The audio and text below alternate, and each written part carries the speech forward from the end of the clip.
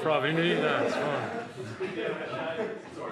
Sure. Was that? Do you think that was more you guys being good or them being poor or both? Oh, I'd like to think that we played the way we wanted to play. I think our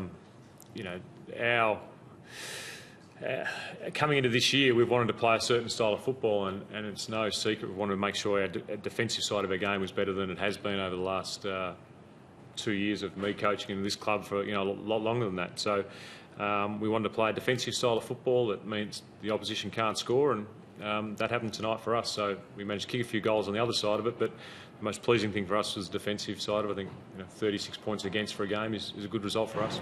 What about specifically the tackling? Have you done a lot of work on the tackling because it just seems a lot better? Yeah, we did. We have and we are doing a lot of work on the tackling. A lot of work pre-Christmas, a lot of work post-Christmas. Tackling rules have changed a little bit too, so you've got to be mindful of how we tackle. I think the technique and the skill side of tackling is improving the AFL all the time, and certainly we're trying to get better as well. We also played with, I guess, the ruthlessness. I mean, the quarter by quarter was almost the progression of the goal tally going up. Must have pleased you as well. Yeah, I think, as I said before, we want to play a certain way, and whether that's against any opposition, the way we play is really important to us. And we talk to the players, and they talk to themselves about the start of each quarter. This is the way we want to play, and probably except the last 5 or 6 minutes where the game deteriorated, and a lot of players were cramping, and from both teams, the game was played the way we wanted to play. James, did you speak before the game or during the game about the danger of taking the foot off the pedal or not being intensive? We certainly spoke about, I was probably repeating myself and it might be quite boring for you guys, but certainly spoke about the way we want the game played, and we don't want to deviate from that. Now, that can be seen as taking the foot off the pedal, or that can be seen as not relaxing, but we hadn't played a game for 15 days. Previous to that, we hadn't played one for 14 days. So we needed a game where we just kept playing and playing and playing, and that was the pleasing side of it. We've obviously got a very challenging opponent next week in Fremantle, who are on top of their game, play a really defensive style of football, but also have some terrific talent on, and able to score as well. So, we're looking forward to that in 6 days' time. Is it also going to be pleasing as well that now people are talking about you guys as a football team rather than anything else that's going on? Yeah, that's the objective, is to talk about us as a football team for our football, and the more that happens, the better.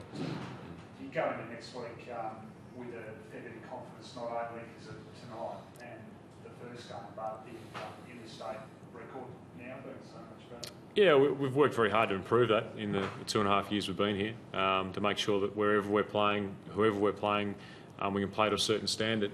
I think if you were to look at your interstate trips, Sydney's obviously a big one, but going to Freo to play Freo on the form there is as tough a task as you'll get interstate at the moment. So, we're under no illusion it's going to be a big game. You mentioned the defensive team. You get a lot of defensive pressure against you.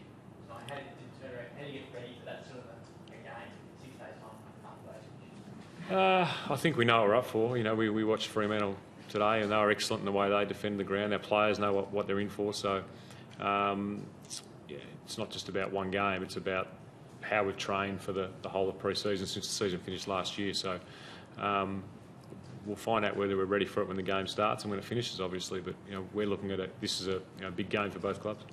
James, Dyson Apple seems to really taken to his role, trying to win in the midfield, hasn't he? Yeah, we spent probably the last 5 or 6 games of last year putting Dyson into the centre square, and we gave him a job against Dangerfield from Adelaide, I think round 17 or 18 last year, and it was really first big test in the middle of the ground, and we spent the pre-season. Well, he spent the pre-season, not we have. He spent the pre-season just practising his craft, getting better in the midfield, looking to be a quality midfielder, and at the moment he's going in that direction. So, as a midfielder, his last 2 weeks have been very good. As a collective, is that as good a midfield performance as you've seen under your coaching? Certainly in possession rate and also the defensive rate was very good. The tackling was excellent. I think it was hard to compare. I mean, last week against the Crows was a pretty good performance by the midfield as well. So, we just need to try and keep getting better, keep getting more depth in that midfield, more more hardness in that midfield and be able to run out games. It's, Have you got enough numbers there now, or do you reckon you still have more? oh no, I think we've got enough numbers. I think we've got some really good players coming through in the reserves as well. I think Leroy Jetta played in the midfield last night and got 40 possessions in the reserves. Trav Collier's played well. Elliot Kavanagh's played well. Maybe players that haven't been seen as frontline midfielders for Essendon, but they've had another year under their belt, another pre-season, and we're very happy with the way they've played. So we've got some good numbers in that midfield. James, Stuart Kramer appeared to have an injury in the approach to the fourth quarter, and Zara up since he came off. Yeah. Can you just talk us through where that So David's fine. We're managing his load, and 6 days we thought 3 quarters is probably enough for him. Stu, interesting one. He kicked the ball, no pain, felt a little pinch in his knee as he's running off. Nothing, can't feel it now. We think he'll be fine, but the doctors think he'll be fine, but we'll wait and see. And other than that, I think we had a fair bit of cramping, but that was about it.